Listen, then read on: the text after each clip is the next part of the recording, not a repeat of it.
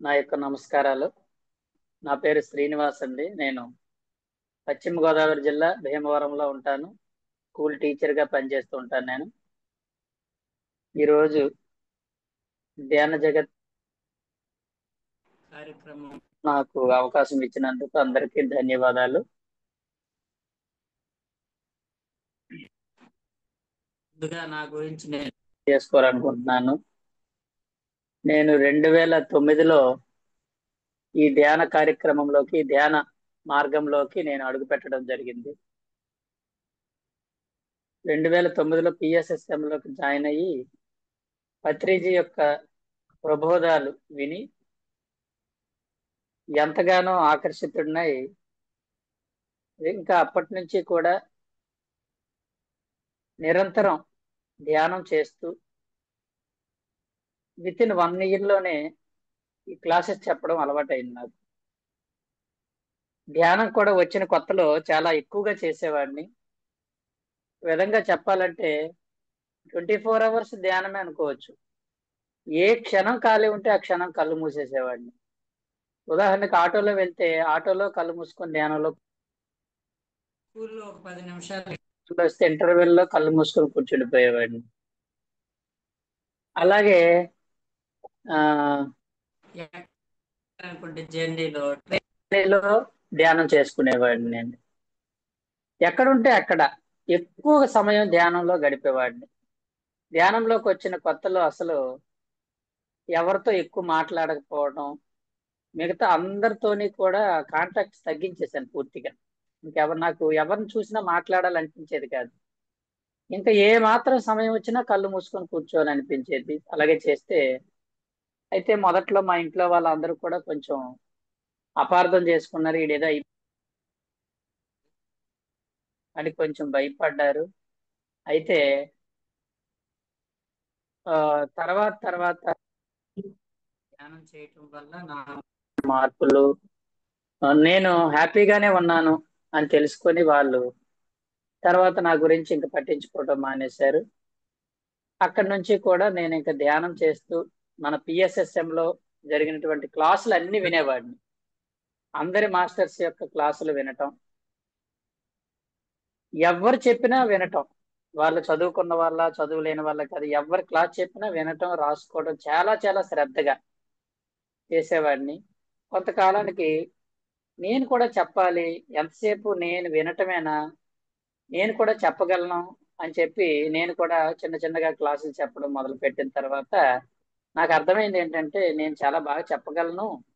ఎందుకంటే మనం ఎన్నో పుస్తకాలు చదువుతున్నాము, ఎంతో మంది దగ్గర వింటున్నాము, పత్రి సార్ కాన్సెప్ట్ నిరంతరంగా వింటున్నామని అర్థమైంది నాకు. ఇంకా అక్కడి నుంచి కూడా ఇంకా నిరంతరంగా తిరుగుతూ అందరికీ నాకు తెలిసిన విషయాలన్నీ కూడా చెప్పటం చేస్తుంటూ ఇప్పటికి 2009 నుంచి సుమారు 16 సంవత్సరాల నుంచి నేను ఈ ధ్యానం చేస్తూ, ధ్యాన ప్రచారం చేస్తూ, అలాగే పిఎస్ఎస్ఎం లో ఉన్నటువంటి ధ్యాన మహాచక్రాల్లోని, ధ్యాన యజ్ఞాల్లోని, ధ్యాన యాగాల్లోని నా వంతు పాత్ర నేను పోషిస్తూ ఈ వాటి గురించి సంబంధించేటువంటి విరాళాలను సేకరించడం ఇలాంటివి చేస్తూ ఉండడం జరిగింది. అలాగే పిఎంసి ఛానల్ ఏర్పాటులో కూడా అప్పుడు ఉమ్, ఈ యొక్క మన షేర్స్ కలెక్షన్ లో కూడా చాలా మనం బాగా ప్రముఖంగా మనం పనిచేయడం జరిగింది. అలాగే పత్రి సార్తో కూడా చాలా సన్నిహితంగా ఉండేవాడిని. ఎక్కడ ఆయన ఉన్నా కూడా ఆయనతో పాటు దగ్గర కూర్చొని అలా గడిపేవాడిని. మరి నాకు ఆయనతో పాటు కూడా నాకు చాలా ఆత్మీయ సంబంధం.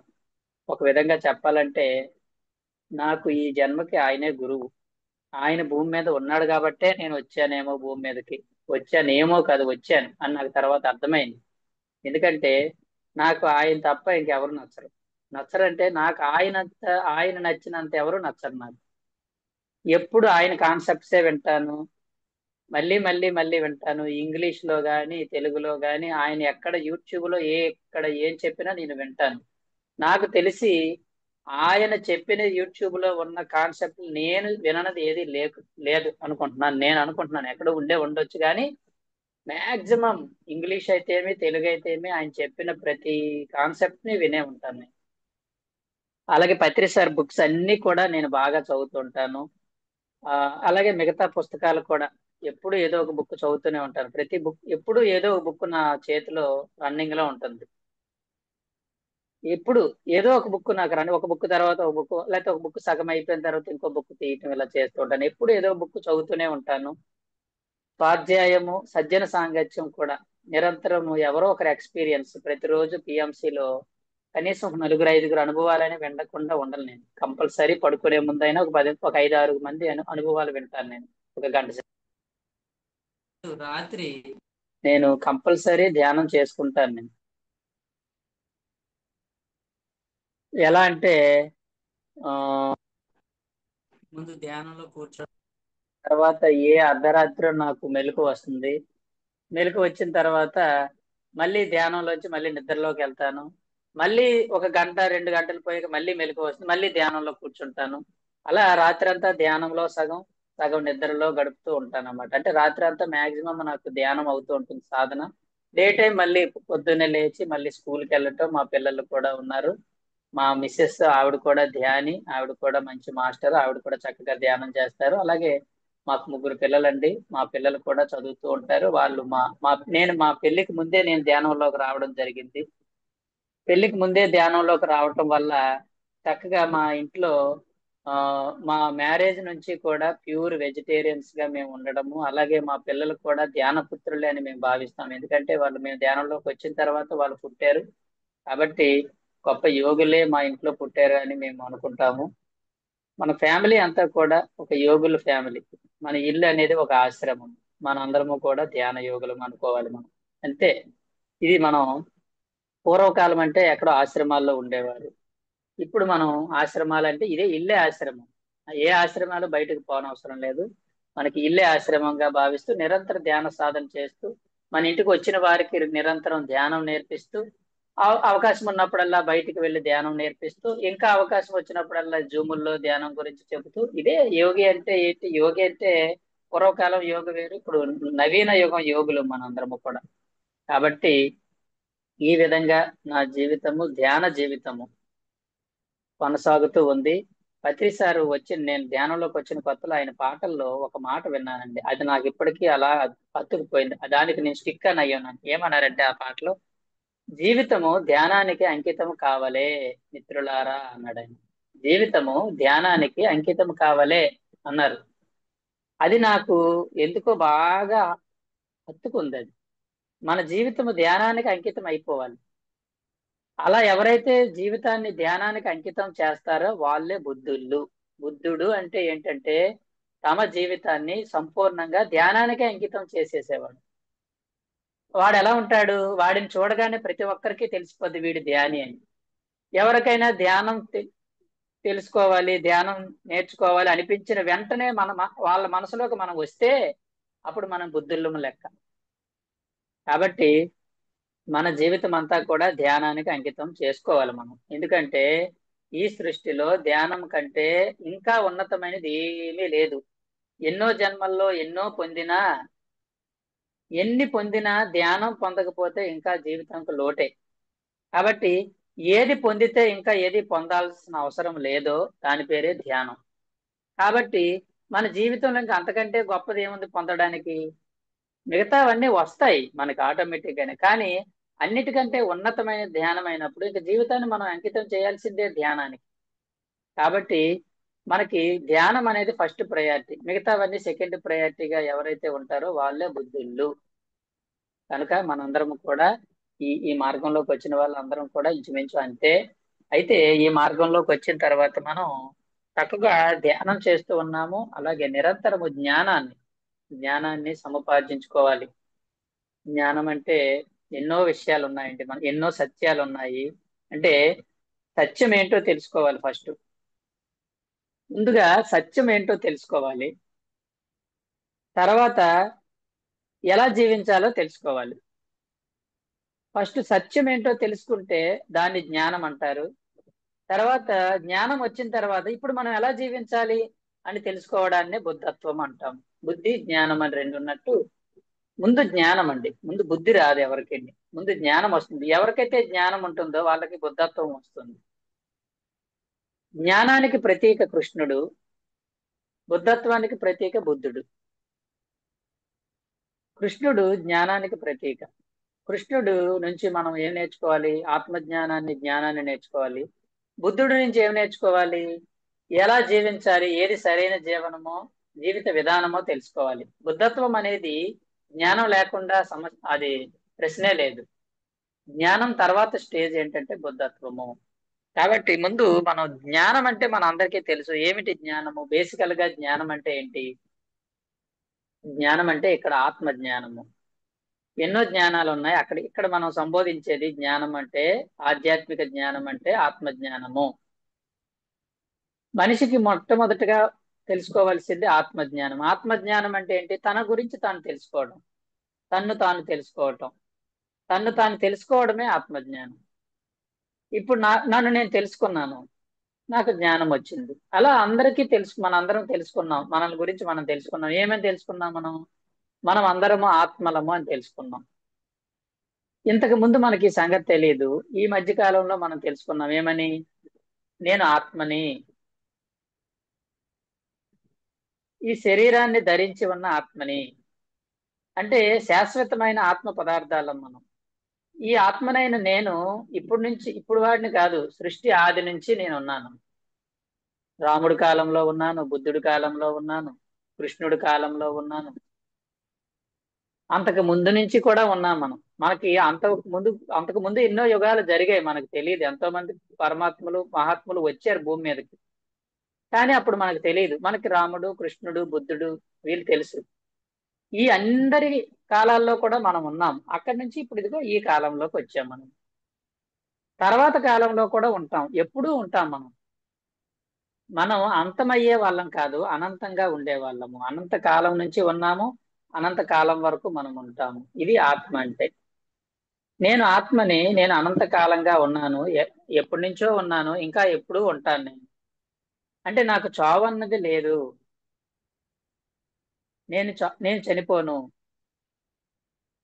నేను ఎన్నో శరీరాలను మార్చుకుంటూ, ఒక్కొక్క శరీరంతో భూమి మీదకి వస్తూ, కొన్ని జీవిత పాఠాలను నేర్చుకుంటూ, కొన్ని కర్మలను అనుభవిస్తూ, కొంత జ్ఞానంతో పైలోకానికి వెళ్ళి, మళ్ళీ ఇంకొక జన్మలో ఇంకొక శరీరంతో వచ్చి, ఇంకా కొన్ని జీవిత పాఠాలు నేర్చుకొని, మళ్ళీ కొంత జ్ఞానంతో మళ్ళీ పైకి వెళ్ళి, అలా ఇప్పటికే నేను ఎన్నో జన్మలు ఎత్తాను. ఇక ముందు కూడా ఇంకా నేర్చుకోలేని ఏవైనా ఉంటే, మనకి ఇప్పుడు తెలియదు ఇంకా మనం నేర్చుకోలేని ఏమున్నాయో. అవి ఎప్పుడు తెలుస్తాయి? మనం శరీరం వదిలిపెట్టిన తర్వాత పైలోకానికి వెళ్ళినప్పుడు అక్కడ మనం తెలుసుకుంటాం. మనకి చెప్పబడుతుంది. హాల్ ఆఫ్ రికార్డ్స్ అంటారు. హాల్ ఆఫ్ రికార్డ్స్ లో మనని కూర్చోబెట్టినప్పుడు మనం ఎంతవరకు ఏం సాధించాము, ఇంతవరకు ఇన్ని జన్మల్లో మనం ఏం నేర్చుకున్నాము, ఇంకా నేర్చుకోలేనిది ఏంటి అని మనకు తెలుస్తుంది. దీన్నే కారణ శరీరంతో ఉన్నప్పుడు మనం ఆ కారణ శరీరంతో జరుగుతుంది ఇది. కారణ లోకాల్లో కారణ శరీరంతో ఈ హాల్ ఆఫ్ రికార్డ్స్ లో కార్యము, కారణము, మనం ఏ కారణంతో భూమి మీదకి వెళ్ళాము, ఎంతవరకు సాధించుకొని వచ్చాము, ఇంకా ఏం సాధించలేకపోయాము అని మనం చక్కగా తెలుసుకొని, ఓహో ఇంకా నాకు ఏ సిలబస్ మిగిలి ఉంది, కొన్ని సిలబస్లు ఏమైనా మిగిలింటే అవి నెరవేర్చుకోవడం కోసం, ఉదాహరణకి అసలు ధ్యానమే చేయలేదనుకోండి, ఇంకా ధ్యానం చేయాల్సిన జన్మ ఉంది పద అని చెప్పి మళ్ళీ ధ్యానం చేయడానికి వస్తాం. ఒకవేళ ధ్యానం బాగా చేశాము, ధ్యానంలో ఆత్మజ్ఞానాన్ని పొందాము, అంతా బాగానే ఉంది. తర్వాత సిలబస్ ఏంటంటే, నువ్వు బాగా ధ్యానం చేసావు కానీ ధ్యానం చెయ్యని వాళ్ళు, తెలియని వాళ్ళు చాలా మంది ఉన్నారు కదా, మరి వాళ్ళకి చెప్తే బాగుండేది కదా, వాళ్ళకి చెప్పలేదు నువ్వు గత జన్మలో. కాబట్టి నెక్స్ట్ జన్మలో వెళ్ళి ఈసారి ధ్యానం నేర్పించి అందరికీ ధ్యానం బోధించి వద్దాము అని మన సిలబస్ అయిపోయే వరకు మనం భూమి మీదకి వస్తూనే ఉంటాం అన్నమాట. ఇది అనంత కాలంగా సాగుతూనే ఉంటుంది. కాబట్టి మనం ఇక్కడ తెలుసుకోవాల్సింది ఏంటంటే, ఆత్మజ్ఞానంలో మనము ఎప్పుడూ ఉంటాము, ఎప్పుడూ ఉన్న వాళ్ళం మనము. కాబట్టి ఏ లోటు లేదు మనకి. ఆత్మకి ఏ లోటు లేదు. ఎందుకు లోటు లేదు ఆత్మకి? ఆత్మ అనేక జన్మల్లో, అనంత కాలంలో అన్ని పొందుతూ ఉంటుంది. ఒకే జన్మలో అన్ని పొందలేదు. ఒక జన్మలో కొన్ని ఉంటాయి, కొన్ని ఉండవండి. ఒక మ్యాథ్స్ ఉన్నాడు అనుకోండి, వాడికి మ్యాథ్స్ బాగా వస్తుంది, కొంచెం సోషల్లో వీక్ గా ఉంటాడు. మ్యాథ్స్ లో టాప్ రాడు, అంటే భవిష్యత్తులో వాడు మ్యాథ్స్ లెక్చరర్ అవుతాడు, లేదంటే మ్యాథమెటిక్స్ లో ప్రావీణ్యత ఉంటుంది వాడికి. ఒక బయాలజీ స్టూడెంట్ ఉంటాడు, బయాలజీలో టాపర్ గా ఉంటాడు, కొంచెం మ్యాథ్స్ వీక్ గా ఉంటాడు. ఒక దానిలో హైక్ ఉన్నప్పుడు ఇంకొక దానిలో కొంచెం తగ్గి ఉంటుంది ఎక్కడైనా కూడా. అలాగే మనం కూడా ఒక జన్మలో మనం ఏదైతే మెయిన్ పాఠం, ముఖ్యమైన పాఠాలు ఏవి నేర్చుకోవడానికి వస్తామో మనము, వాటికి అవసరమైన వనరులు మనకి ఇవ్వబడతాయి. సహనం అనే పాఠం నేర్చుకోవాల్సి ఉందనుకోండి ఫర్ ఎగ్జాంపుల్, ఆ సహనానికి సంబంధించిన కారకాలు ఏవైతే ఉన్నాయో, టూల్స్ ఏవైతే ఉన్నాయో ఇవ్వబడతాయి. కొంతమందికి ఒక ముగ్గురు నలుగురు పిల్లల్ని పోషించాల్సి వస్తుంది, పెంచాల్సి వస్తుంది. కొంతమందికి ఏంటంటే డబ్బు లేకుండా కొంచెం కష్టాలు ఎదుర్కొనే పరిస్థితులు ఎదురవుతుంటాయి. కొంతమందికి ఏంటంటే కొంత వయసు వచ్చిన తర్వాత భర్త చనిపోవటమో, లేకపోతే భార్య చనిపోవటమో, ఇంట్లో కొంచెం ఆర్థిక ఇబ్బందులు, లేకపోతే ఇలాంటి ఇబ్బందులు ఏర్పడి కొంచెం ఆ కష్టాలు ఎదుర్కోవడానికి సహనం అవసరం. ఆ సహనాన్ని పెంపొందించుకోవడం కోసం కొన్ని కొన్ని అటువంటి పరిస్థితుల్ని ఎన్నుకొని మనం వస్తాం, కాబట్టి ఆ పరిస్థితులు మనకు ఎదురవుతాయి. మిగతా మనకు అక్కర్లేదు. అక్కడ మెయిన్ పాయింట్ మనకి ఏది అవసరమైతే ఆ పాయింట్ లోనే మనం ఎక్కువగా వాటికి సంబంధించినటువంటి పరిస్థితులు ఎదుర్కొని వస్తాం. అలాగే ఒక ధనవంతుడిగా ఉండి, నేను ఆ ధనవంతుడిగా ఉంటూ నేను అన్ని అనుభవించాలి, అన్ని సౌకర్యాలను అనుభవించాలి అనుకొని వచ్చాడు అనుకోండి, వాడు ధనవంతుడిగా ఉంటాడు, అన్ని అనుభవిస్తుంటాడు. కాబట్టి మనందరము కూడా అన్ని పొందుతాం, ఏది పొందకుండా ఎవడు ఉండడు. ఈ జన్మలో లేకపోతే లేదు, వచ్చే జన్మల్లో మనం వస్తాయి మనకు అది. కాబట్టి నాకు లేదు అని నువ్వు ఏడవడానికి లేదు, నేను పొందలేకపోయాను అని ఏడవడానికి నీకు స్కోప్ లేదు. ఎందుకని? ఇప్పుడు పొందలేకపోయావు, సరే నెక్స్ట్ జన్మ ఉంది కదా, అప్పుడు పొందుదాము. పిల్లలు లేరు, గత జన్మలో పిల్లలు ఉన్నారు కదా, 100 జన్మల్లో ఉన్నారు, ఈ జన్మలో లేరు, మళ్ళీ వచ్చే జన్మలో ఉంటారు. 100 జన్మల్లో ఒక జన్మలో పిల్లలు లేకపోతే ఏంటి నష్టం మనకి? 100 జన్మల్లో ఒక జన్మలో డబ్బు లేకపోతే ఏంటి నష్టం మనకి? 100 జన్మల్లో ఒక జన్మలో అందం లేకపోతే ఏమి నష్టం మనకి? ఈ సత్యం తెలియక మనం ప్రతిదానికి దుఃఖిస్తూ నాకు అది కావాలి, అది కావాలి, అది లోటు ఉంది అని బాధపడుతూ ఉంటాం. కానీ నిజానికి మనం సత్యం తెలిస్తే ఎలా జీవించాలంటే, ఇది ఇప్పుడు మనం చెప్పే కాన్సెప్ట్ అదే. ఈ రోజు మన కాన్సెప్ట్ ఏంటంటే నో ప్రాబ్లం కాన్షియస్. అంటే అర్థం ఏంటంటే, నీ జీవితంలో నీకు ఎలాంటి పరిస్థితులు ఎదురైనా, నీవు ఏ పరిస్థితుల్లో జీవించాల్సి వచ్చినా, నువ్వు ఎలా ఉండాలంటే no problem. No problem conscious అంటే ఎరుక. ఏ పరిస్థితికైనా నువ్వేమనుకోవాలి? నో ప్రాబ్లం అనుకోవాలి. ఎందుకని? నీకు ఎప్పుడు మనం దేనికి బాధపడుతుంటాం? ఏదైనా పరిస్థితి బాగులేనప్పుడు బాధపడుతూ ఉంటాం. ఆరోగ్యం బాగులేదు, సరే ఎందుకు వచ్చిందో ఇది మనకి, ఎంతకాలం ఉంటుందో ఉండనియండి. ఎంతకాలం ఉంటుంది? ఉన్నంత కాలం హాయిగా వాటిని అనుభవించేద్దాం. ఈ జన్మ వరకే కదా ఉండేది, ఇంకా తర్వాత జన్మలో రాదు కదా. సరే, వచ్చింది అనారోగ్యం, నో ప్రాబ్లం. ఏ పరిస్థితి ఎదురైనా అది తాత్కాలికమే, కొంతకాలం ఉంటుంది. కాబట్టి ఆ పరిస్థితుల పట్ల మనం నో ప్రాబ్లం గా ఉండాలి అనేదే బుద్ధత్వము. పత్రి సార్ చెప్పారు ఒకసారి, బుద్ధత్వము అంటే ఏంటంటే, బుద్ధుడు అని ఎవరిని అంటారంటే, తన జీవితంలో ఎలాంటి పరిస్థితులు ఉన్నా ప్రతి పరిస్థితికి తాను నో ప్రాబ్లం కాన్షియస్ గా జీవించగలిగితే వాడే బుద్ధుడు అన్నారు. మనం ఎంత ధ్యానం చేస్తున్నాము, ఎంత పుస్తకాలు చదువుతున్నాము, ఎన్ని క్లాసులు చెప్తున్నాము అన్నది లెక్కే కాదు. ఏంటి లెక్క? నువ్వెంత నో ప్రాబ్లంలో ఉన్నావు అన్నదే లెక్క. మనకు జీవితంలో ప్రతి క్షణము పరీక్షలు వస్తూ ఉంటాయి. స్కూల్కి వెళ్ళాక పిల్లోడికి రోజుకి పరీక్షలు పెడుతూనే ఉంటారు. పాఠం అయిన తర్వాత పరీక్ష, పాఠం అయిన తర్వాత పరీక్ష. స్కూల్లో పాఠం అయ్యాక పరీక్ష పెడతారు, జీవితంలో పరీక్ష పెట్టాక పాఠం నేర్చుకుంటాం మనం. అది తేడా. స్కూల్లో ఏంటి, పాఠం అయ్యాక పెడతాడు పరీక్ష, ముందే పెడితే ఎవడు రాస్తాడు? కానీ జీవితంలో దానికి రివర్స్ గా ఉంటుంది. జీవితంలో ఏంటి రివర్స్ అంటే, ముందు పాఠం చెప్పరు. పాఠం చెప్తే పరీక్ష ఈజీ మనకి. ముందు పరీక్ష ఉంటుంది.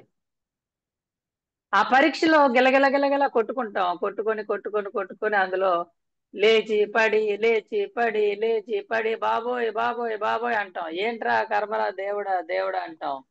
పడి లేచి అదంతా ఆ పరీక్ష అంతా అయిపోయిన తర్వాత అప్పుడు మనకు ఒక పాఠం నేర్చుకుంటున్నట్టు, ఓహో ఇది ఎందుకు వచ్చిందంటే నాకు అనే పాఠం నీకు తెలుస్తుంది. కాబట్టి ఎలాంటి పరిస్థితులు ఉన్నా మనము నో ప్రాబ్లం అనాలి, అనుకోవాలి. ఇది చాలా గొప్ప విషయం అండి. ఇది బుద్ధత్వము అంటే నో ప్రాబ్లం, కాన్షియస్ అంటే ఎరుక. ప్రతి క్షణము నో ప్రాబ్లం గా ఉండాలి.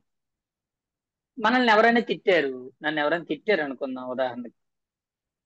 తిడితే తిట్టుకొని నో ప్రాబ్లం. వాళ్ళు తిట్టడం నాకు ప్రాబ్లమే కాదు. దానికి మనం ఏడుస్తూ బాధపడితే ఉంటే అది అది ఇంకా అది మనకి బుద్ధత్వం రాలేదు. తిట్టుకోనివ్వండి. మనల్ని హీనంగా చూస్తున్నారు, హీనంగా చూస్తున్నారు, చులకనగా చూస్తున్నారు.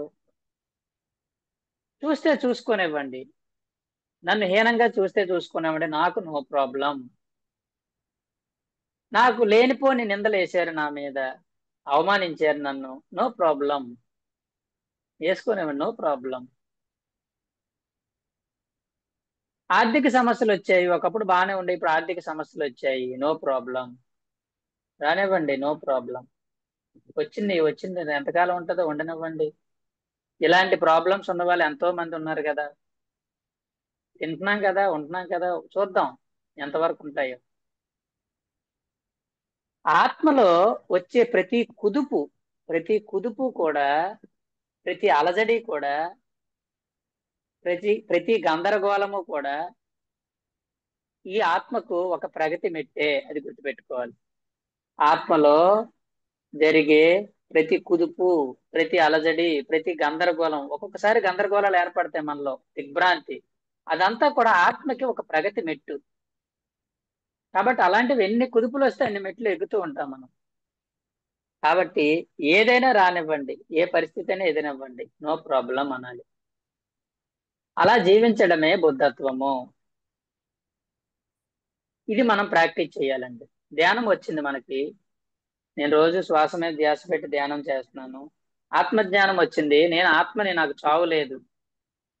ఈ జన్మ పోయాక ఇంకొక జన్మలో ఉంటాను. గత జన్మ నుంచి ఈ జన్మలోకి వచ్చాను.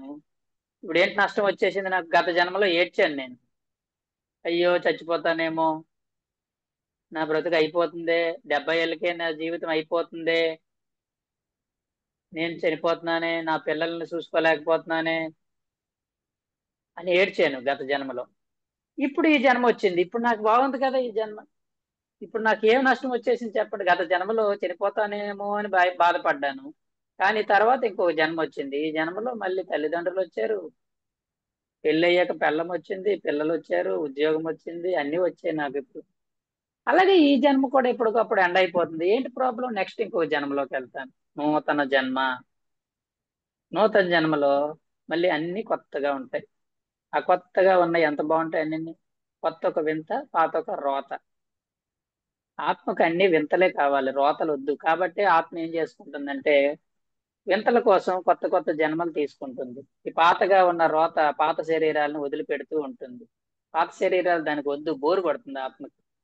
కొన్ని ఆత్మలకైతే 10 సంవత్సరాలకే బోరు కొట్టేది, చెయ్యి వద్దు అయిపోయింది ఇంకా నాకు వద్దు ఇంకా నిలిపోతాయి. చూడండి, కొన్ని ఆత్మలు 30 సంవత్సరాలు 40 సంవత్సరాల వరకు ఉంటాయి. కొన్ని ఆత్మలు అయితే 80 సంవత్సరాల వరకు బోరు కొట్టదు దానికి. ఉందాం ఉందాం ఇంకా ఉందాం. ఎవరికి ఎప్పుడు బోరు కొట్టేస్తుందో చెప్పలేం. ఆత్మ యొక్క ఇష్టం, అది ఇచ్చేది.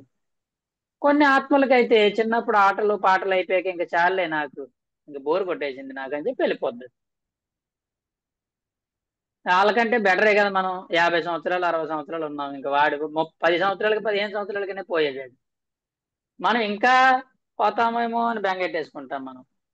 కాబట్టి ఇక్కడ మనం చెప్పొచ్చేది ఏంటంటే, ఆత్మజ్ఞానం వచ్చిన తర్వాత ఎలా జీవించాలంటే నో ప్రాబ్లం కాన్షియస్ లో జీవించాలి. అలా జీవించిన వాడే బుద్ధుడు. దానికి కొన్ని ఉదాహరణలు ఉన్నాయండి. నో ప్రాబ్లం కాన్షియస్ లో ఉండడం అంటే, పత్రి సార్ చెప్పారు ఇది. దేవకీ దేవి వసుదేవులు ఉన్నారు. కృష్ణుడి యొక్క తల్లిదండ్రులు. కృష్ణుడి యొక్క తల్లిదండ్రులు దేవకీ దేవి వసుదేవులు. వాళ్ళిద్దరిని కంసుడు కారాగారంలో బంధించేశాడు. పెళ్ళైన వెంటనే, ఎన్ని రోజులు అవ్వలేదు ఇంకా, వెంటనే పెళ్ళైన వెంటనే కారాగారంలో బంధించేశాడు వాళ్ళని. బంధిస్తే అప్పుడు వాళ్ళు ఏం బాధపడలా, ఏం దిగులు చెందలే. ఆ పరిస్థితి ఎదురైంది వాళ్ళకి. ఎవరిది ఊహించను కూడా ఊహించలేదు వాళ్ళు ఇలా పరిస్థితి వస్తుందని. హాయిగా ఆనందంగా జీవిస్తామేమో అనుకున్నారు కానీ ఇలా కారాగారంలో పడాల్సి వస్తుందని ఏమి, అసలే కంసుడు. వాళ్ళు ఏమనుకున్నారు, పోనీలే చంపలేదు వాడు, కారాగారంలోనే వేసాడు అనుకున్నారు. సరే ఏం చేస్తామని చెప్పి వాళ్ళు కొన్నాళ్ళకి సంసారం హాయిగా చేసి ఒక బిడ్డను కన్నారు. ఆ బిడ్డని వాళ్ళ కళ్ళ ముందే చంపేశాడు కంసుడు. మళ్ళీ కొంతకాలానికి ఇంకొక బిడ్డను కన్నారు. వాడిని కూడా వాళ్ళ కళ్ళ ముందే చంపేశారు. మళ్ళీ కొన్ని సంవత్సరాలకి మళ్ళీ ఇంకొకరిని కన్నారు. అలా ఒకరి తర్వాత ఒకరు, ఒకరి తర్వాత ఒకరు 8 మందిని కన్నారు. అష్టమ సంతానంగా కృష్ణుడు పుట్టాడు. అంటే కారాగారంలో ఉంటూనే హాయిగా సంసారం చేస్తూ 8 మందిని హ్యాపీగా కన్నారే. మరి నీకేం పోయే కాలం ఏసీ రూమ్ లో కూర్చొని ఏడుస్తున్నావు అన్నారు పత్రిసారి. మనం బాగా ఉంది, మంచి మంచి, మనకి ఏ నష్టాలు లేవు, ఏసీ రూమ్లు హ్యాపీగా ఎంజాయ్ చేస్తున్నాం. అయినా కూడా మనకి ఏదో బాగోలేదనే లోటు, ఏదో లోపం, ఏదో తక్కువైపోయిందని నడుస్తూ ఉంటాము. ఎక్కడ దేవకీ దేవి వసుదేవులు, ఎక్కడ మనం చెప్పండి. నిజంగా మనలాగా వాళ్ళు ఉంటే ఇంకా హ్యాపీగా ఉందరేమో. వాళ్ళకు అన్ని కఠిన పరిస్థితులు ఎదురైనా హాయిగా సంసారం చేసి 8 మందిని కన్నారే. మనం కూడా, మనకి వాళ్ళు ఆదర్శమూర్తులు, దేవకీ దేవి వసుదేవులు. అలా ఉండగలిగితే అది అసలైన జీవితం, బుద్ధత్వము. పరిస్థితులు ఎంత దారుణమైనవి ఎదురవుతూ ఉంటాయి మనకండి. ఎదురైనప్పుడల్లా కూడా కొంచెం గట్టిగా ఉండాలి. భగవద్గీతలో కృష్ణుడి నుంచి వచ్చిన మాట ఫస్ట్ అదే. క్లైబ్యం మాస్మగమః పార్థ నైతత్వై ఉపపద్యతే క్షుద్రం హృదయ దౌర్బల్యం త్యక్తోత్తిష్ట పరత్తప. అర్జున, ఈ పిరిగితనమా మహా దరిద్రం అది. నువ్వు పిరిగితనాన్ని పొందావు, పిరిగితనాన్ని పొందకు. పిరిగితనం అనేది నీకు పనికిరాదు. నీలాంటి యోధుడికి పిరిగితనం పనికిరాదు. త్యక్తోత్తిష్ట, అది అది వదిలిపెట్టే. పిరికితనం అనేది మనిషిని బాగా కృంగదీసేస్తుంది. భయం భయం భయం వల్ల అంత ధీరుడైన అర్జునుడు ఎలా కూలిపోయాడో మనం కూడా, నిజానికి మనము ధీరులమే, తెలివైన వాళ్ళమే. కానీ ఒక్కొక్కసారి పిరికితనం ఆవహించేస్తుంది మనకి. అనారోగ్యాల వల్ల, ఆర్థిక పరిస్థితుల వల్ల, ఇంట్లో ఎవరో ఒక మనిషి చనిపోవడం వల్ల, ఏవో పరిస్థితులు, మన పిల్లలు సరిగ్గా వాళ్ళు వాళ్ళ యొక్క భవిష్యత్తు ఊహిస్తేనో, పిల్లల భవిష్యత్తు ఊహిస్తే అవ్వచ్చు. లేకపోతే ఆరోగ్యం ఏదైనా కొంచెం తేడా వచ్చిందనుకో విపరీతమైన భయం వచ్చేస్తుంది, ఒక్కొక్కడికి టెన్షన్ వచ్చేస్తుంది. కొంతమంది అసలు పట్టించుకోరు ఏమైనా. ఆరోగ్యం మీద భయం ఉండదు కానీ పిల్లలంటే భయం. కొంతమందికి పిల్లల మీద, పిల్లల భవిష్యత్తు మీద బెంగ లేదు కానీ వీడికి ఆరోగ్యం మీద బెంగ. వీళ్ళకి ఈ రెండు బెంగలు లేవు కానీ ఆర్థిక సమస్యలు ఎప్పుడు తీరుతాయో ఇవన్నీ. ఇలా ఏదో ఒక బెంగ, ఏదో ఒక భయం ఉంటుంది. ఆ భయాన్ని వదిలిపెట్టు. ఆ వదిలిపెట్టడానికి ఒకటే ఒక టాబ్లెట్. మనకు అన్నిటి ఓషో గారు చెప్తారు. ఏ రోగానికైనా ఒకటే సీటీ. ఆ సీటీ పేరు ఏంటంటే నో ప్రాబ్లం కాన్షియస్ లో ఉండడం. పరిస్థితి ఎదురైనప్పుడు నో ప్రాబ్లం అనుకో. పిల్లలు మన మాట వినట్లేదు, నో ప్రాబ్లం. వింటారులే, వాళ్ళే చిన్నపిల్లలు కదా, వాళ్ళకి ఏం తెలుసు, వాళ్ళకి ఇంకా ఏమీ తెలియదు. ఆ? కాబట్టి నో ప్రాబ్లం. సరిగ్గా చదవట్లేదు, మనం బాగా చదివిద్దాం అనుకుంటున్నాం కానీ బాగా సరిగ్గా చదవట్లేదు వాళ్ళు. వాడు పెద్దయ్యాక చదువుతాడు, ఏంటి లోటు ఏమో, ఒక ఇంటర్మీడియట్ వచ్చాక చదువుతాడేమో. మా తమ్ముడు చిన్నప్పుడు అంతా చదివేవాడు కాదు, అస్సలు ఏం వచ్చేవి కాదు వాడికి. వాడు ఇంటర్మీడియట్ నుంచి ఊపు అందుకున్నాడు. వాడు ఇంటర్మీడియట్ నుంచి ఫస్ట్ క్లాసులు రావడం మొదలెట్టి, ఇంటర్ ఫస్ట్, డిగ్రీ ఫస్ట్ వచ్చాడు. తర్వాత ఎంఎస్సి ఆంధ్ర యూనివర్సిటీలో సీట్ వచ్చింది.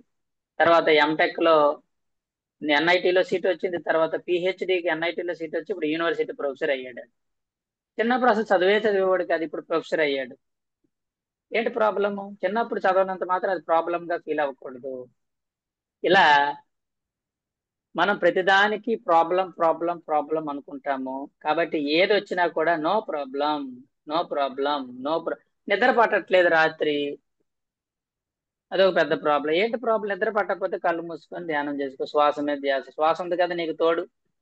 భర్త తోడు లేడు, భార్య తోడు లేదు, పిల్లల తోడు, ఎవరు తోడు లేదు. కానీ నీ శ్వాస నీకు తోడుంది. శ్వాసే గురువు. గురువు గారు ఉన్నారు మన దగ్గర. నాకు శ్వాస ఉంది, నేను కళ్ళు మూసుకొని నా శ్వాస దగ్గర కూర్చుంటాను. నిద్ర పట్టట్లేదు, సరే, పట్టకపోయిన ఆలోచనలు వస్తున్నాయి రాని, నో ప్రాబ్లం. ధ్యానంలో కూర్చుంటే విపరీతమైన ఆలోచనలు వచ్చేస్తున్నాయి, వస్తే రాని, నో ప్రాబ్లం.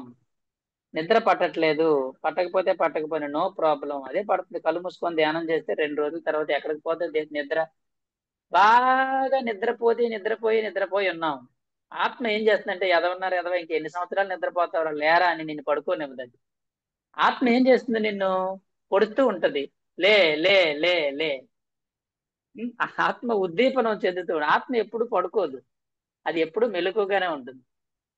నువ్వు పడుకుంటుంటే చూస్తుంది, ఇంకెంత పడుకుంటావురా, నిన్ను నిద్ర పట్టనివ్వనరా అని చెప్పేసి అది నీ మనసును కలత పెడుతుంది. అది ధ్యానం చేయి లేగు, ఏదైనా పుస్తకం చదువు లేకు, ఏదైనా క్లాస్ వినని నిన్ను పొడుతూనే ఉంటుంది. దాని పని ఏంటంటే, ఆత్మ యొక్క పని నీ యొక్క ప్రగతిని, నిన్ను ప్రగతి మార్గంలోకి తీసుకువెళ్ళడమే నీ ఆత్మ యొక్క పని. నీ మనసు ఏం చేస్తుందంటే నిన్ను వెనక్కి లాగుతుంది. మనసేమో వెనక్కి లాగుతుంది, ఆత్మ ఏమో ముందుకు లాక్కెళ్తుంది. ఈ రెండింటి మధ్య ఘర్షణ జరుగుతూ ఉంటుంది. ఆత్మ కొన్నాళ్ళు మనసు యొక్క ఆ మెజారిటీ, అది పీక్ లెవెల్లో ఉంటుంది. దాని రోజులు నడుస్తాయి. కొన్ని రోజుల తర్వాత మనసు రోజులు ఇప్పుడు ఆత్మ రోజులు నడుస్తూ ఉంటాయి. ఈ ఆత్మ ఏం చేస్తుందంటే, ఇంకెంతకాలం నువ్వు, నేను ఇప్పుడు మొదలు పెడతానని చెప్పి నిన్ను కళ్ళు మూసుకొని ధ్యానం చేస్తే బాగానే ఉంటది. నేను పడుకుందామంటే నిద్ర రాదు. కాబట్టి అప్పుడు ఏం చేయాలి నువ్వు? నిద్రపోకూడదు, ఇంకా ధ్యానం చేస్తూ ఉండాలి. రాత్రి అంతా ధ్యానం చేసినా ఏమీ నష్టం లేదు. మనం ఏమండి, కొంతమంది 100 సంవత్సరాల పాటు ఏకదాటిగా ధ్యానం చేసినప్పుడు ఒక రాత్రి అంతా ధ్యానం చేస్తే ఏమైపోద్దండి? మనం ఏమైనా అయిపోతామేమో అని బెంగ మనకి. కాబట్టి నో ప్రాబ్లం. ప్రతి చిన్న విషయాన్ని నో ప్రాబ్లం గా తీసుకోవాలి. ఇది వరకు భోజనం బాగానే తినేవాళ్ళం, ఇప్పుడు కొంచెం తినగానే మనకి తినాలనిపించట్లేదు. కొంతమంది ఏం చేస్తారంటే, తినాలనిపించకపోయినా ఓ తెగ తినేస్తుంటారు. అది ప్రాబ్లం అయిపోద్ది అప్పుడు. ఎంత తినాలనిపిస్తే అంత తింటాం. తినాలనిపించట్లేదు, ఆకలి అవ్వట్లేదు, నో ప్రాబ్లం, మంచిదే కదా. నీ శరీరం కోరుకోవట్లేదు ఆహారాన్ని, నో ప్రాబ్లం. ఎందుకు?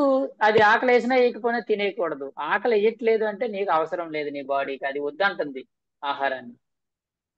కాబట్టి ప్రతి పరిస్థితికి నో ప్రాబ్లం అనుకోగలిగితే అదే బుద్ధత్వము.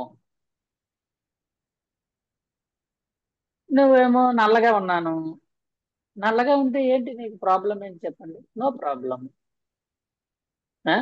జుట్టు ఊడిపోతుంది, బట్టతల వచ్చేస్తుంది, ఓకే రాని, వస్తే ఉన్నంత కాలం దువ్వుకున్నాం, ఇప్పుడు పోయింది, గొడవ లేదు, నో ప్రాబ్లం. అది ప్రతిదానికి. యవ్వనం పోయింది, మొన్నటి దాకా బాగుంది, ఇప్పుడు కొంచెం ఓల్డ్ ఏజ్ వచ్చేస్తుంది, 50 దాటిపోయింది, 60 వచ్చేస్తున్నాయి. 60 వచ్చేస్తుంది అంటే బెంగ, మళ్ళీ చచ్చిపోతామేమో, దగ్గర పడిపోయింది నాకు బెంగ. పిల్లలు ఏమైపోతారో, పిల్లల భవిష్యత్తు ఏంటి, ఏ బెంగ పడక్కర్లేదు. కానీ వృద్ధాప్యం ఏం జరుగుతుందో జరగని, అంతా మనము భగవంతుడికి వదిలేయాలి. బ్రహ్మన్యాదాయ కర్మాని సంగం త్యక్వా కరోతి యః లిప్యతేన స పాపేన పద్మపత్రమివాంబస. బ్రహ్మన్యాదాయ కర్మాని, నీ కర్మలన్నింటినీ కూడా బ్రహ్మకు అర్పించే. బ్రహ్మకు అంటే భగవంతుడికి అర్పించేసి అన్ని నువ్వే చూసుకో, నా పని నేను చేస్తాను, అన్ని నువ్వు చూసుకో. బ్రహ్మన్యాదాయ కర్మాని సంగం అంటే అటాచ్మెంట్ దేంతో ఉండకూడదు.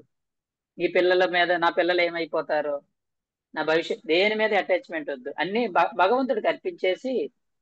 ఏ సంఘం ఉండకూడదు, నీకు దేంతోనే అటాచ్మెంట్ ఉండకూడదు. సంఘం త్యక్వా కరోతి యః, ఎవడైతే అలా ఉంటాడో లిప్యతేన స పాపేన, అలాంటి వాడి పాపాలన్నీ కూడా హరించబడతాయి. పద్మపత్రం నవాంబస, తామరాకు మీద నీటి బొట్టులాగా ఉండడం నేర్చుకో.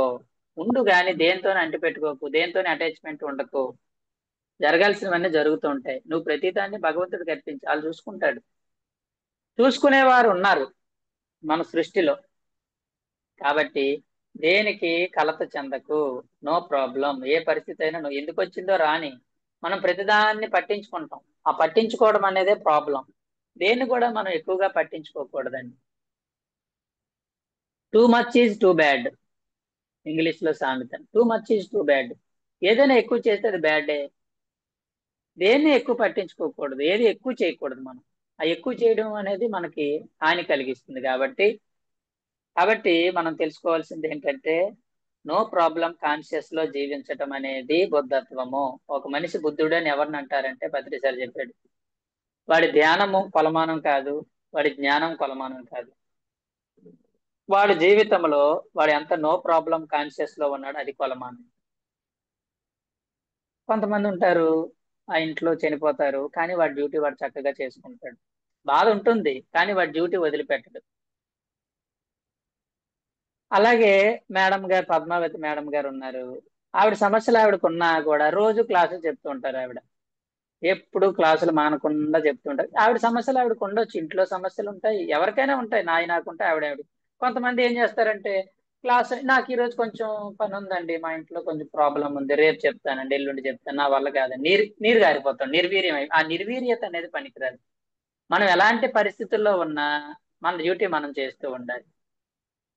సరే, ఆ పరిస్థితి అలా ఉన్నాయి, నో ప్రాబ్లం. మన మన డ్యూటీ ఏముంది, అది చేస్తూ ఉండాలి మనం. అది నో ప్రాబ్లం కాన్షియస్ అంటే.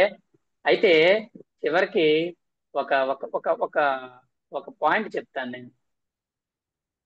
ఈ నో ప్రాబ్లం కాన్షియస్ లో చాలా విషయాలు వస్తాయి. ఎక్కువగా సంసారంలో భార్యాభర్తల మధ్యలో చిన్న పొరపచ్చాలు ఉంటాయి. ఎందుకంటే ఎక్కువగా దెబ్బలాట్లు ఎక్కడ ఉంటాయి, భార్యాభర్తల మధ్యలోనే ఉంటాయి.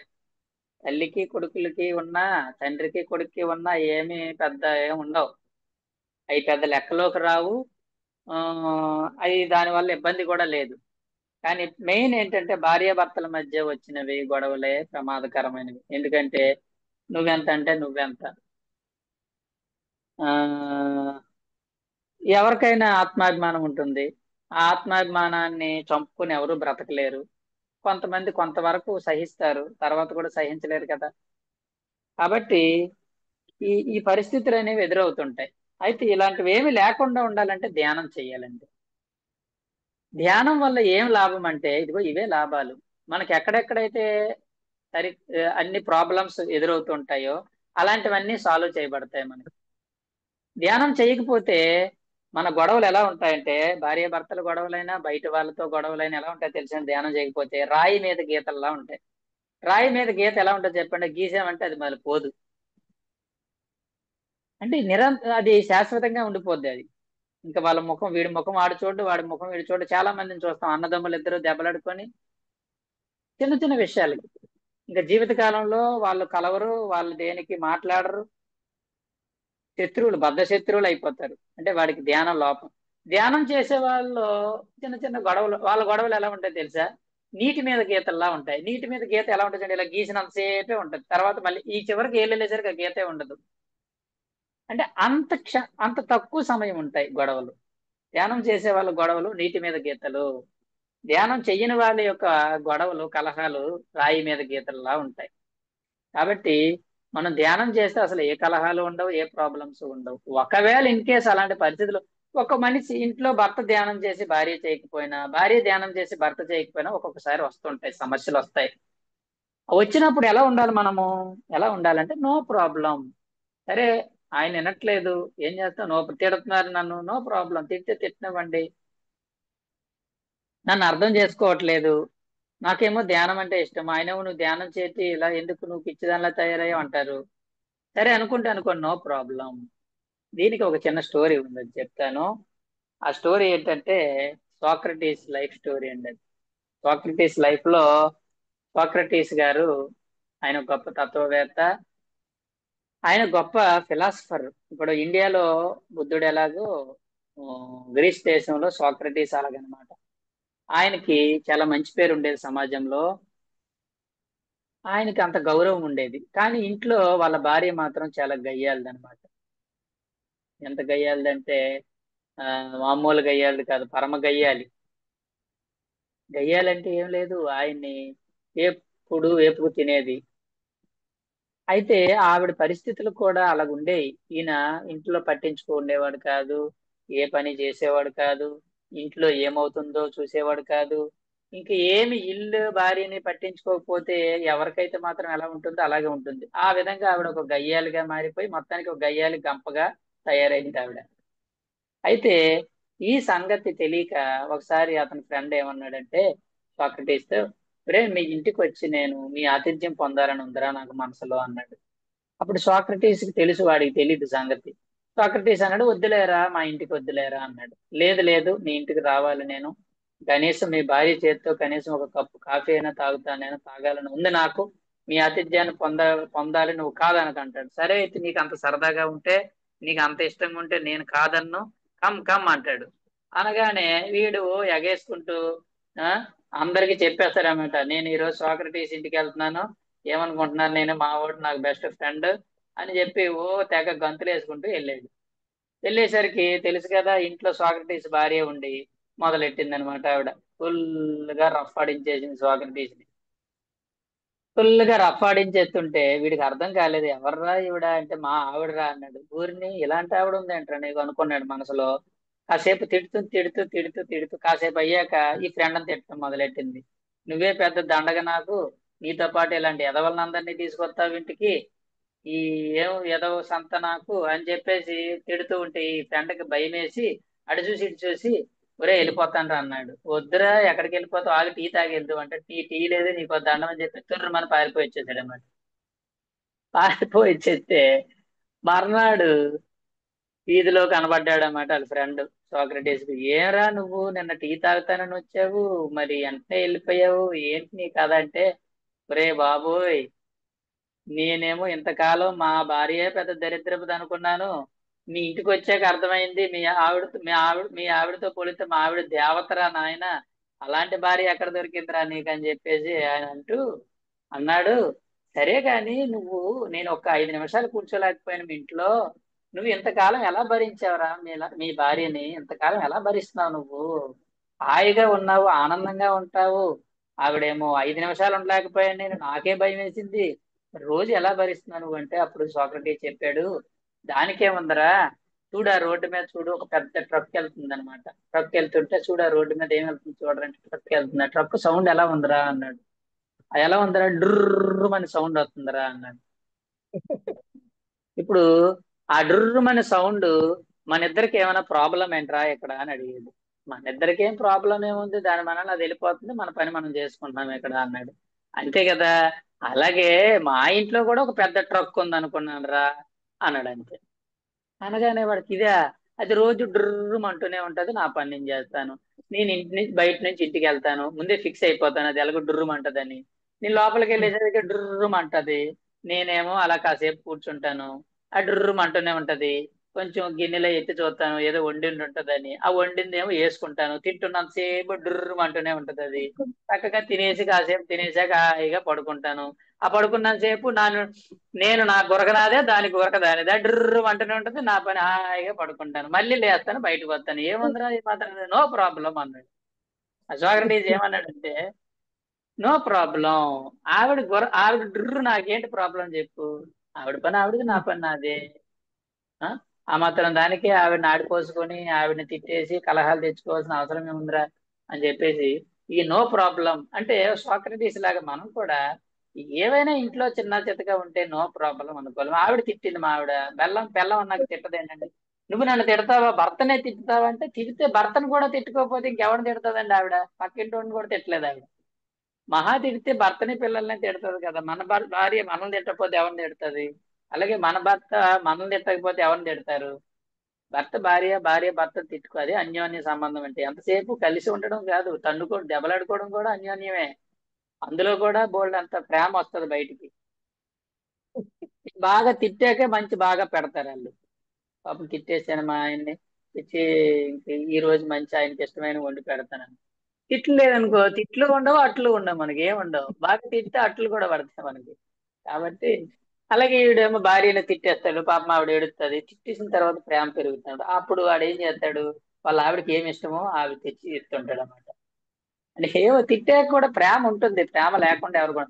ఆ కాసేపు తిడుతున్నంత సేపు ఆవిడ తిడుతున్నాను సేపు ఆయన తిడుతున్నాను సేపు ఏమనుకోవాలి, నో ప్రాబ్లం, తిట్టుకో తిట్టుకో మనసులో అనుకోవాలి, బయటకు అనకూడదు. బయటకు అంటే కొడేస్తాడు మళ్ళీ. బయటకు అనకుండా మనసులో తిడుతున్నాను సేపు తిట్టుకో తిట్టుకో తిట్టుకో, no problem no problem no problem అనుకుంటూ కూర్చుంటే ఏ ప్రాబ్లము ఉండదు.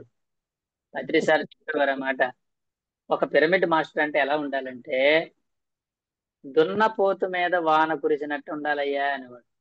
దున్నపోతు మీద వాన కురవటం అంటే ఏంటి? ఆ దున్నపోతు మీద వాన కురిసినప్పుడు దున్నపోతు ఎలా నిలబడుతుంది తెలుసండి? అందరు ఇళ్లలోకి వెళ్ళిపోతారు, కానీ దున్నపోతు మాత్రం అబ్బా ఎంత బాగా కురుసుకో కురుసుకో కురుసుకో అంటది. మనం కూడా ఎవడైనా ఏం తిడుతున్నాడో తిట్టుకో తిట్టుకో, ఏమైనా కష్టమైతే రా రా, ఏమైనా వచ్చినా రాని, ఈజీగా తీసుకోవాలి. పక్క పక్క పక్క నవ్వుతూ ఉండాలి. వచ్చినంతకాలం రాని, ఏమొస్తుంది రాని. ఇది ఈ నో ప్రాబ్లం కాన్షియస్ లో ఉండడం మనం ఎంత బాగా ప్రాక్టీస్ చేస్తేనండి జీవితం అంత హాయిగా ఉంటుంది. దాన్నే బుద్ధత్వం అంటే. బుద్ధత్వం, లాఫింగ్ బుద్ధ అంటే అర్థం ఏంటి? ఎప్పుడు లాఫింగ్ లో ఉండడం, పక్క పక్క నవ్వుతూ ఆనందంగా ఉండడం. అంతేగాని ప్రతిదానికి ఇరిటేట్ అయిపోయి, ప్రతిదానికి హర్రీ అయిపోయి, వర్రీ అయిపోవటం అనేది బుద్ధత్వమే కాదు. కాబట్టి రెండు ఉన్నాయి, మూడు చెప్పారండి పత్రి సారు. ఇది చాలా ఇంపార్టెంట్, రాసుకోవాలి అందరూ కూడా. No hurry, no worry, no wastage of time. No hurry అంటే తొందరపాటు పనికిరాదు. దేనికి తొందర? మనం భోజనం గబగబ గబగబా తినేస్తాం, టైం అయిపోతుందని. నా క్లాస్ అయిపోయింది, టైం అయిపోయింది, 8 అయిపోయింది, 8 అయిపోయింది, నాకు ఫోన్ చేస్తున్నాను నేను. నాకు లోపల టెన్షన్ వస్తుంది, అయ్యో టైం అయిపోయిన ఎక్కడికి వెళ్ళిపోతారు? నేను ఏమైనా బస్సు తప్పిపోతుందా? నాకు మీకు బస్సు తప్పిపోతుందా? మీరు మీ ఇంట్లో ఉన్నారు, నేను నా ఇంట్లో ఉన్నాను. ఒక 5 నిమిషాలు 10 నిమిషాలు లేట్ అవుద్ది, ఏమవుద్ది? ఏంటి ప్రాబ్లం? No problem. ఏంటంటే ప్రాబ్లం? 10 నిమిషాలు లేట్ అయిందండి క్లాసు, ఏంటి ప్రాబ్లం? నేను ఓ కంగారు కంగారు కంగారుగా తినేది, హర్రీ ఎందుకు నాకు? No hurry, no hurriness, no worry. Worry అంటే బాధపడిపోవడం, ప్రతిదానికి వర్రీ అయిపోవటం. No worry, no hurry, no worry, no wastage of time. సమయాన్ని ఒక క్షణం కూడా వృధా చేయకూడదు. ప్రతి క్షణం ఏదో ఒక పనిలో, ఏదో ఒక నేర్చుకోవడంలో ఉండాలి. ఏదో ఒకటి. ఆ నేర్చుకోవడం అనేది ఎంతసేపు పుస్తకాలు చదివి ఇదే కాదు, బయట నుంచి నేర్చుకోవచ్చు. కొంతమంది ధ్యానం చేయని వాళ్ళ నుంచి చాలా మంది నుంచి నేర్చుకోవచ్చు. చాలా మందికి చాలా తక్కువ మాట్లాడుతుంటారు అసలు. వాళ్ళు ఎక్కువ మాట్లాడడానికి ఇష్టపడరు. మనం వాళ్ళని చూసి నేర్చుకో. మనం ధ్యానం చేస్తాం, ఓ వాగుతుంటాం మనం. మనం బెస్ట్, వాడు బెటర్ అంటే వాడే బెస్ట్ కదా, వాడి నుంచి మనం అది నేర్చుకోవాలి. ధ్యానం చేయకపోయినా సైలెంట్ గా ఉంటున్నాడు, మనమేమో ఎక్కువ మాట్లాడుతున్నాం. కాబట్టి ధ్యాని యొక్క లక్షణం ఏంటంటే కామ్గా ఉండడం. కామ్గా ఉండడం, ఎక్కువ ఎంత కామ్గా ఉంటే వాడికి అంత ధ్యానం అబ్బుతున్నట్టు అన్నమాట. ధ్యానం చేసే లో ముఖ్య లక్షణం కామ్గా ఉండడం. వాళ్ళు ఈ ఈ ఈ వెర్బల్ డయేరియాని సహించలేరు. వెర్బల్ డయేరియా ఉండదు వాళ్ళకి, ఉండకూడదు. ఎక్కువ మాట్లాడకూడదు. ఎక్కువ మాట్లాడుతూ ఉంటే ఏమవుతుందంటే ఎనర్జీ పోతుంది. అదే అసలు యోగ లక్షణమే కాదు మనకి. మనం ముఖ్య లక్షణం ఏంటంటే నోటిని అదుపులో పెట్టుకోవడము. నోటిలోని మాటే నుదుటి మీద వ్రాత అని చెప్పారు పత్రిస్తారు.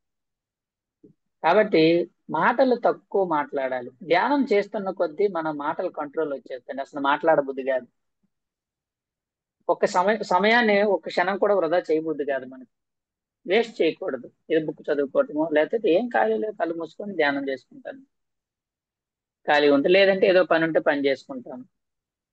ఎప్పుడు ఖాళీ ఖాళీ ఉందంటే మనకు అదృష్టం, ధ్యానం చేసుకోవటమే. అంతేగాని ఆ టీవీ ముందే గంటలు గంటలు కూర్చొని సినిమా తర్వాత సినిమా, సినిమా తర్వాత సినిమా, సినిమా తర్వాత సినిమా, రోజుకి 4 సినిమాలు చూస్తాడు ఒకడు, 4 సీరియల్ చూస్తాడు ఒకడు. ఎందుకంత అంత సీను?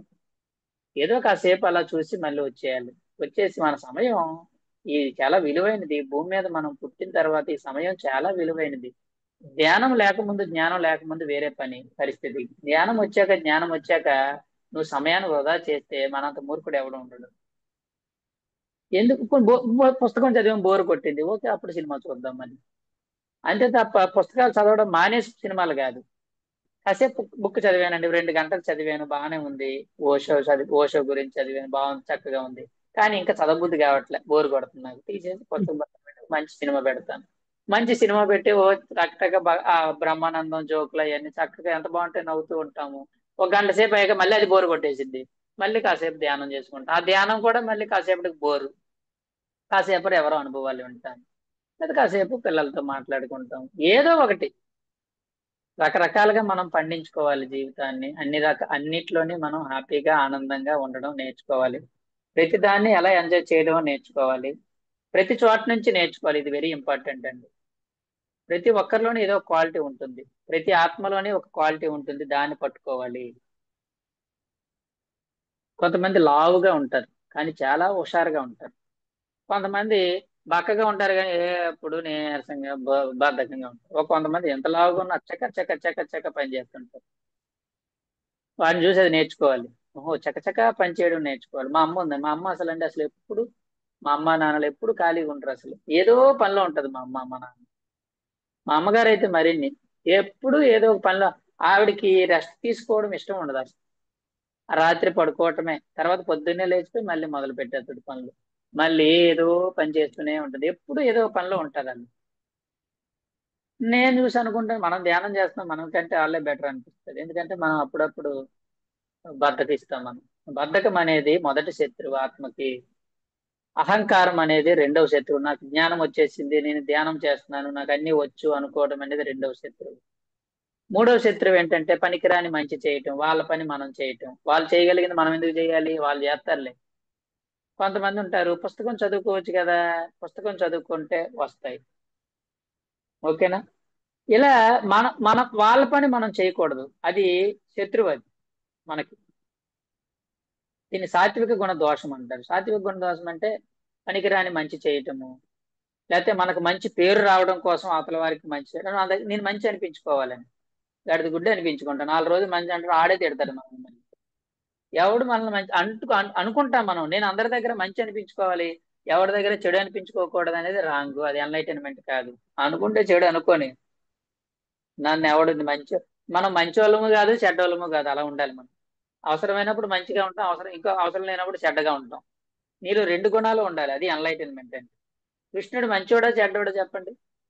మంచోడైతే కౌరవులందరిని ఎందుకు చంపమని చెప్తాడు? వేసండి వాళ్ళందరినీ అన్నాడు. నిజంగా మంచోడైతే ఎలా అంటాడు? మంచోడు కాబట్టే కదా పాండవులందరినీ రక్షించాడు, ద్రౌపదిని రక్షించాడు, ధర్మాన్ని రక్షించాడు. మంచోడు కాకుండా ఎలా చేస్తాడు? మంచోడైతే కౌరవులందరినీ ఎందుకు చంపమని అంటాడు? కాబట్టి కృష్ణుడిలాగా ఉండాలి మనం. ఏ ఎప్పుడుకప్పుడు మారుతూ ఉండాలి మనము. ఆ ఎప్పుడుకప్పుడు మారుతూ ఉండడమే ఎన్లైటన్మెంట్. ఎప్పుడు ఒకేలాగా అవతల వాళ్ళు మనని హింసించినా హింసించబడకుండా ఉండకూడదు, మారుతూ ఉండాలి మనం. మనము ఎప్పుడు కూడా దీని ఎన్లైటన్మెంట్ అంటే అదే. అలాగే ఉండగలగాలి, ఇలా ఉండగలగాలి. అయితే మనకి జగడాలు కలహాలు ఉండవు. దుష్టుడు ఉన్నాడు అనుకోండి, వాడితో జగడం ఉండదు. దుష్టుడికి దూరంగా ఉండడం నేర్చుకోవాలి. వాళ్ళకి దూరంగా ఉండాలి మనం. వాళ్ళని మనం దూరం పెట్టాలి, లేదా వాళ్ళ నుంచి మనం దూరంగా వెళ్ళిపోవాలి. వాళ్ళ దుష్టులు, వాళ్ళతో గొడవలు వద్దు, మనకేం వద్దు, వాళ్ళని దూరంగా ఉంచాలి మనం. ఇవన్నీ కూడా ఎన్లైటన్మెంట్ ప్రిన్సిపల్. ముఖ్యంగా ఎన్లైటన్మెంట్ బుద్ధత్వము అంటే సర్వ జీవిత కాల పరిస్థితుల్లోనూ నో ప్రాబ్లం కాన్షియస్ లో ఉండడమే బుద్ధత్వము. కాబట్టి థ్యాంక్ యూ వెరీ మచ్ ఈ అవకాశం ఇచ్చినందుకు. ముఖ్యంగా ధ్యాన జగత్ టీమ్ కి, సుధాకర్ సార్ మొన్న కాన్సెప్ట్ నేను సార్ది విన్నాను. ఆయన ఎసెన్షన్ గురించి చాలా చాలా చాలా చాలా చాలా బాగా నచ్చింది నాకు. యాక్చువల్గా ఎసెన్షన్ ప్రాసెస్ లో ఉన్నాను నేను. నాకు ఎసెన్షన్ గురించి తెలుసు. ఆయన చెప్పిన కానీ ఆయన చెప్తున్నంతసేపు నాకు చాలా బాగా అర్థమైంది. ఆ మాస్టర్సే ఆయన చేత అవన్నీ చెప్పించారు, పలికించారు అనిపించింది. నేను అందరికీ షేర్ చేశాను అది. అప్పటి వరకు నేను ఈ ఛానల్ మీద నాకు ఎప్పుడు దృష్టి లేదు. విన్నాను కానీ 2, 3 కాన్సెప్ట్లు. తర్వాత చూస్తే ధ్యాన జగత్ ఆ ఈ ఛానల్ ఉంది అంటే అప్పుడు చూశాను, బాగుంది అని చెప్పి మేడం గారికి పంపితే, ఆ మేడం గారు అన్నారు, సార్ నాకు తెలుసు, నేను కూడా క్లాసులు చెప్పాను అందులో అన్నారు. ఓకే, మీరు కూడా చెప్తానంటే ఓకే అయితే చెప్తాను మేడం అంటే, ఈ విధంగా నాకు అవకాశం ఇవ్వబడింది. మరి అవకాశం ఇచ్చిన మాస్టర్స్ కి, మరి ముఖ్యంగా సుధాకర్ గారికి నా హృదయపూర్వక ధన్యవాదాలు. పత్రి సార్కి నా యొక్క శతకోటి ప్రణామాలు. Thank you very much.